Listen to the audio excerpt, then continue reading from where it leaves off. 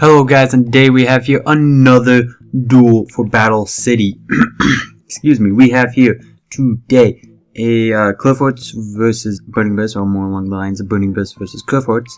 And let's see, the Clifford player goes first, and they opened up with a scout like they always do. It's just ridiculous how often they just tend to open up, and he goes for a sacrifice, which is really good. And he has Shell. Isn't the optimal one to go for a sacrifice play. It would be better to do Carrier or Helix, but it still looks like he's pretty good. He has 2 cards in hand and back row. And back row in Clifford's, it's very interesting because you really want to hit Scout. You really want to get rid of Scout, and so back row can be a very painful thing to deal with. And right away, seeing how this is online, it's already given away just by this amount of waiting. What it is, it's a bottomless trap hole, and unfortunately with playing online you can kind of figure out what your opponent has just by seeing when they wait or when they do stuff. Just like if a tour guide, tour guide's effect doesn't pop up right away, you know your opponent has a warning or something. So here I get a graph, which is really good because then it makes my Fire Lakes live, which is great because I really needed those guys to be alive if I really wanted to do anything. And then there's one other card in my hand, Snatch Steal, that's I think is very interesting in Burning Abyss because it's great for the mirror match and all, but yet it's like kind of iffy to me because in all the other matchups it doesn't help all that much. It's just there, to say the least. Because it's just anything you take it. You could use to go for game, like if you can make Virgils and Dantes, yeah, it's a great way for OTK, but yet, otherwise it's kind of dead, I'd say. Because otherwise you would just kill your Burning Abyss, and here he activates Scout, and so I then decide to blow up his field. Unfortunately, I do have to get rid of his monster, which would activate Sacrifice, so he will be getting up another one. And yeah, it was a bottomless. And then through sacrifice effects, I get Sir's and Dante's effect. And with Sir, I add back Graf because I have a Scrum and Grave, so I'm going to be getting a tour guide, which is really good. And then I bring back Dante because he's probably one of the better ones to bring back at this point.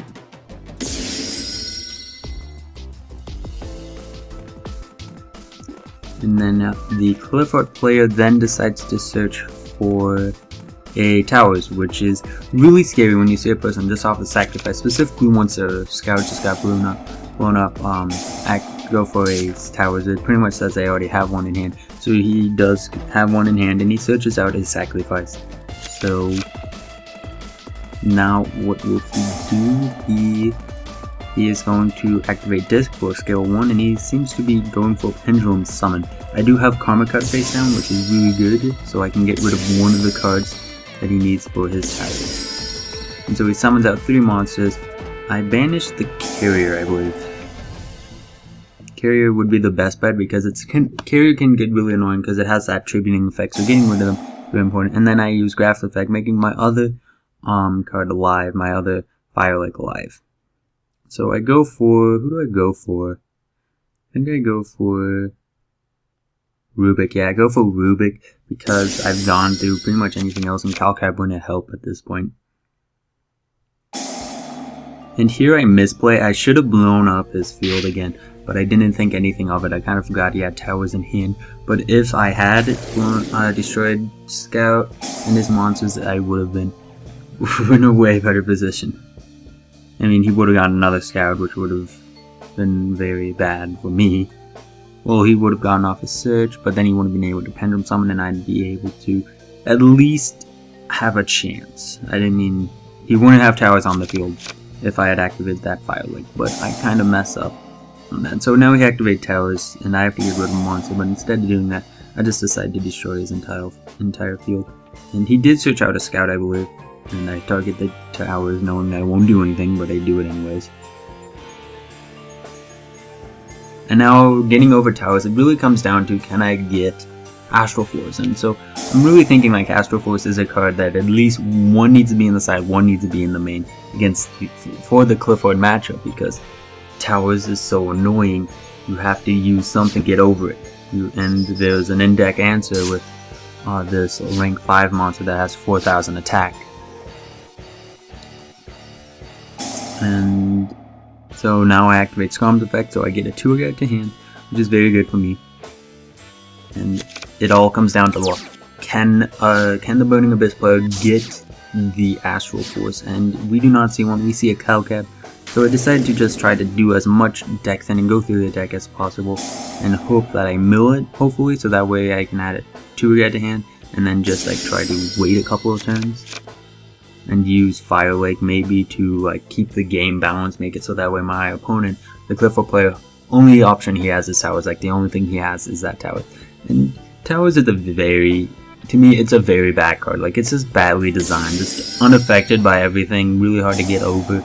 It's just horrible to see that card hit the field, and it's just a bad design card, in my opinion. There are ways to get over it, like it can be destroyed by battle, which is a really great way to get rid of the card.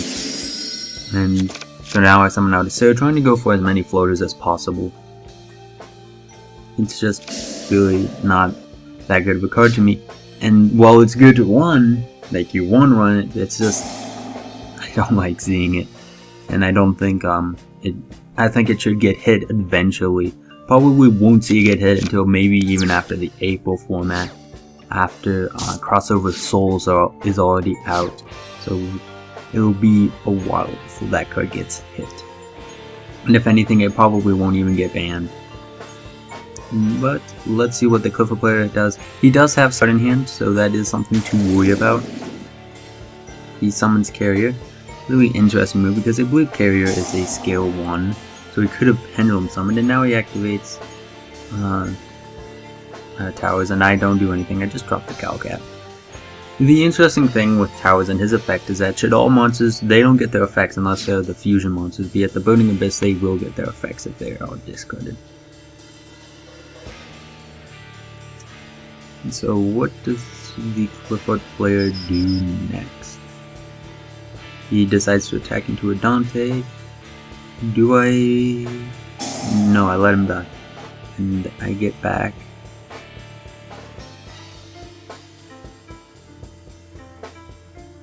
Who do I add back?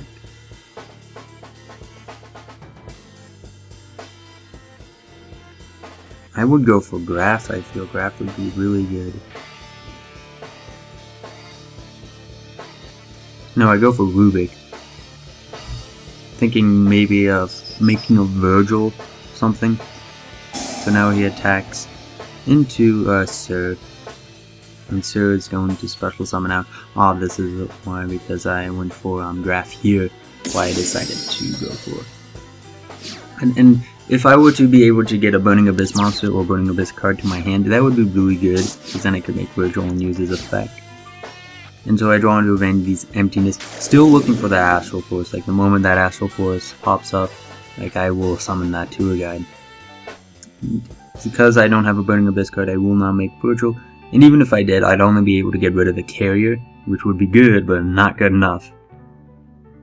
And so I make another Dante, and I believe I detached the Graph just to make my Fire Lake alive. Really wondering why the Clifford player didn't use Scout. I mean, he knew I had Fire Lake face down, but still. So I milled, did I mill 2 Graphs? No, I think I detached one and milled another, and then I milled some other card. I think it was Alich. So I go for another Sir, just the same setup. Should have summoned him in attack mode, Dante, so that way I could have ran over Carrier, but that was just my mistake. It's silly things, like I have bigger problems to worry about. And sometimes in Yu-Gi-Oh! When you begin to worry about too much of a problem, you won't see little problems pop up. So he tributes the Carrier for a Helix. Carrier's affected. Yeah, just as I was talking about, I should have attacked it, but I did not, so I'm getting punished again for misplaying. God, me and misplays in this video. So at this point, it's either, and I do Fire Lake. If I didn't, it would have been just bad, and all I can do is get rid of that one Helix. So let's see. I then get Dante's and Sir's effect, which is really good for me. Then I should go for Graph. Oh no, I go for Dante. Graph would have been better as a floater. And then I add back Fire Lake. Yeah, I add back Fire Lake because I'm still very afraid of that scout he has in hand. And I need to get rid of that. And I'm really glad I have that emptiness on board so that way, if necessary, I can just use it.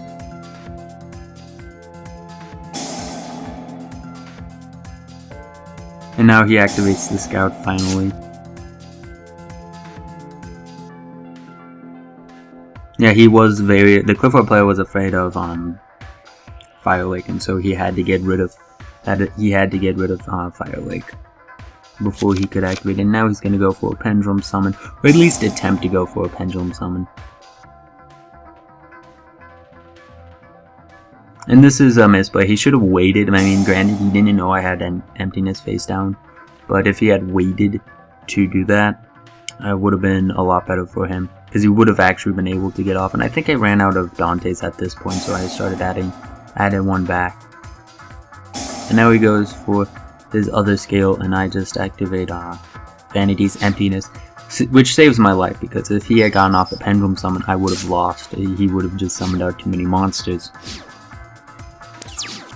And so I take another 3,000, again hoping for a Astral Force, but at this point it doesn't even matter. I top deck into a Phoenix Wing Wind Blast, and it does nothing, because I have that Vanity's Emptiness on the field, so unless I drew into an Upstart, I wouldn't have been able to get rid of it really easily, and it kills my tour guide, so there was nothing I could do.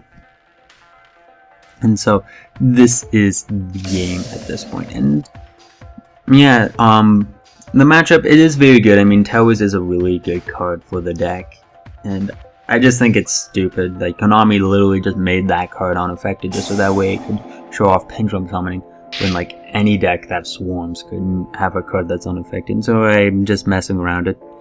And at this point, I was curious what would happen if I did Snatch Steal. And yeah, at this point I surrender.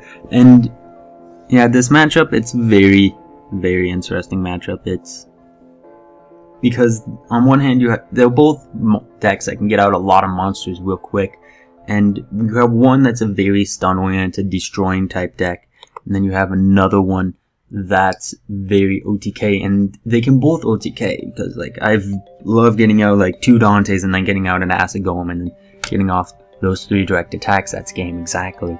And so on this hand, with like Skill Drain, like the decks that want Skill Drain, like you can just Pendulum Summon 4 monsters, each with 2,000 plus attack, and just attack your opponent for game. And so this matchup is very interesting, and it's very interesting this format in general, how it went from the control Shaddolls, everybody running Vanity's Emptiness, to more of a Burning Abyss OTK stun type thing. Even Shaddolls are more of an OTK type deck, because it's literally, you just want to kill your opponent as quickly as possible in this format. You just want to get their life points down to 0 as soon as you can, so that way they don't even have time to do anything. And it's really ridiculous how this format is turning out to be. And I mean, this is granted just the beginning of this new format. I mean, we haven't even gotten any of the new support, so this is kind of like the leftovers of last format. Once some new packs start coming out, I mean, we're gonna have what we have.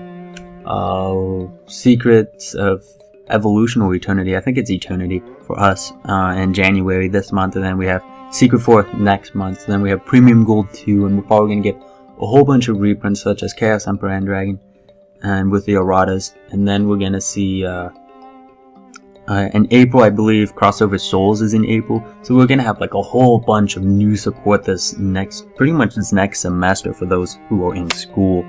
And then so there's going to be a lot, and then there's the new ban list that's going to be coming around in April before Crossover Souls, and that's going to be very interesting on what they might hit.